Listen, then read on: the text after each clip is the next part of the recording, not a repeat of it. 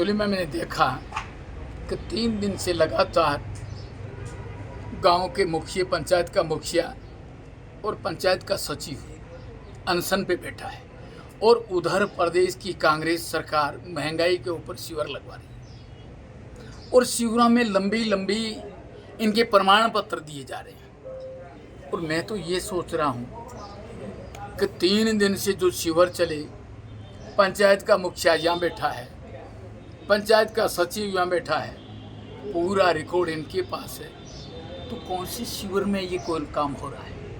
केवल सस्ती लोकप्रियता के लिए ये काम हो रहे हैं। सरकार को इस 4.5 साल होने वाले हैं, 4.5 साल में ये महंगाई सरकार को याद नहीं आई। और मैं निवेदन करना चाहता हूँ गहलोत सरकार से कि 4.5 साल के अंदर आपने जनता की सोच नहीं पूछी, केवल वादे किए थे। वादा चाहे किसान का हो, जो बेरोजगारों का हो, कोई पूरा नहीं हुआ। आज यदि हालात देखा जाए राजस्थान का अंदर, तो पानी की किल्लत है। राजस्थान में 19 जैसे जिले ऐसे हैं जहां केवल फ्लोराइड युक्त पानी पी रहे हैं। लोगों के अंदर बीमारियां फैल रही हैं। न तो स्वस्थ पानी है, साफ पानी, और न ही स्वास्थ्य हवा है। हालात ये हो रही है। लोग मेडिकल के लिए चिरंजीवी योजना बहुत अच्छी घोषणा करके आपने रखी है, लेकिन जब मरीज हॉस्पिटल में जाता है तो उनका ओटीपी जनरेट एक दिन 1.5 दिन तक होता ही नहीं है। वो बैठा बैठा सड़ता है, तो मजबूरी है उनको प्राइवेट हॉस्पिटल में जाके इलाज करवाना। ये आप भी देखते हो और जनता खुद देख रही है। ये फुसला नहीं जा रहा, ये ठगा जा रहा है। आने वाला साल हमारा है ना, ये 4.5 बीत गए हैं और 6 महीने हम सस्ती लोकप्रियता दे दें। जनता इसको बहुत अच्छी तरह से जानती है कि 4.5 साल में ये अपनी कुर्सियों को बचाने में लगे हुए थे, अच्छी अच्छी होटलों में बैठे हुए थे, और आज कह रहे हैं हम महंगाई के शिविर लगा के जनता को राहत दे देंगे। ऐसे जनता को राहत नहीं मिलती है। 4.5 साल के अंदर आपने कुछ नहीं किया, वादा खिलाफी का काम किया, गफलत सरकार ने अंदर गफलत काम किया, और आज कह रहे हो हम सब कर लेंगे। अब इस 6 महीने में आपसे कुछ नहीं होने वाला है। आने वाला समाज जनता जानती है और जनता को पूरा भरोसा है। आने वाली नई सरकार पूर्व में जो माननीय वसुंधरा जी की थी, उन्होंने जो वायदे किए थे उनको पूर्ण किया था, और आपका वादा आज तक एक भी नहीं हुआ है। यदि जी करना हो तो अब आपके बस का रोग नहीं है। आने वाला समय आने वाली सरकार करेगी, और आने वाली सरकार ये आम जन के हृदय में बैठी हुई है। आम जन ने अंदर से ये अपने आशीर्वाद दे के रखा है। आने वाले समय में कौन होगा हमारा मुखिया। ने भी जो है राज्य भर में बीजेपी सरकार थी, आपने क्या किया सर? मेरी बात सुनो, मैं कह सकता हूं कि मैं 10 साल एमएलए रहा हूं, और 10 साल के पीरियड के अंदर हरी के बांध का पानी आखिरी छोर पर पहुंचा है जंजनियाली गांव में। आपको ये भी मैं बताता हूं, जहां हॉस्पिटल बनी है, हॉस्पिटल के अंदर पूर्ण सुविधा थी। जहां आपकी 12th स्कूल थी, वहां टीचर लगे हुए थे पूरे। आज 2 अध्यापक है, केवल 2 पोचिना सरपंच ने अभी थोड़ा सामने मुझे कहा, केवल 2 अध्यापक। आप बताओ, हाई सेकेंडरी स्कूल के अंदर 12 क्लासें होती है, क्या 2 अध्यापक से हो जाएगी?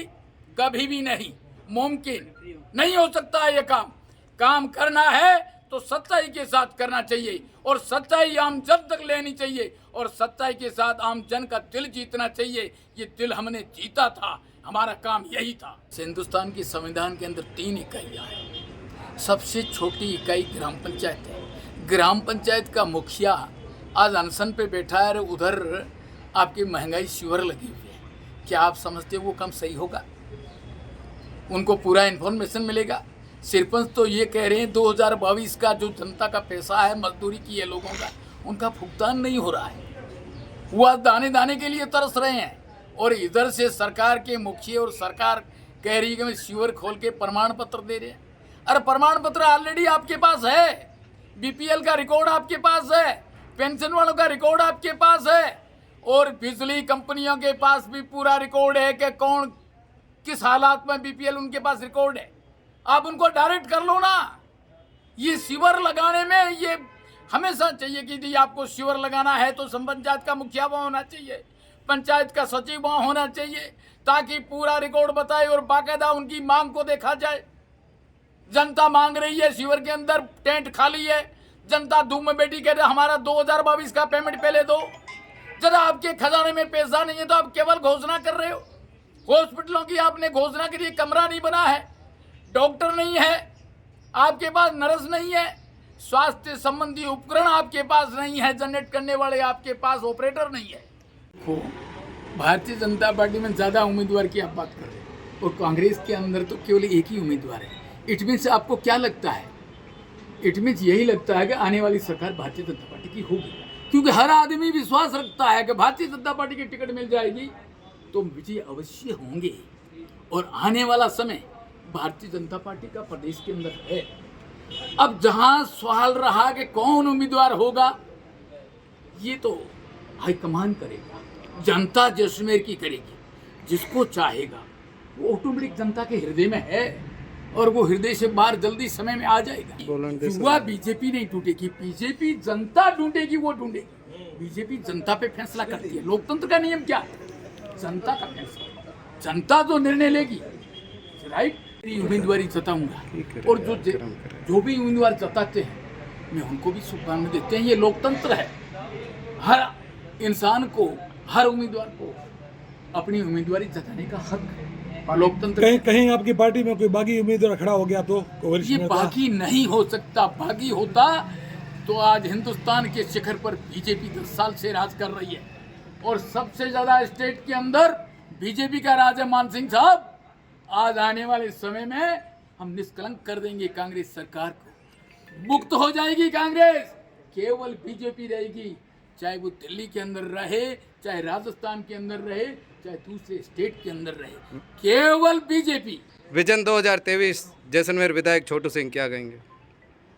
विजन 2023 ये जनता पे फैसला है।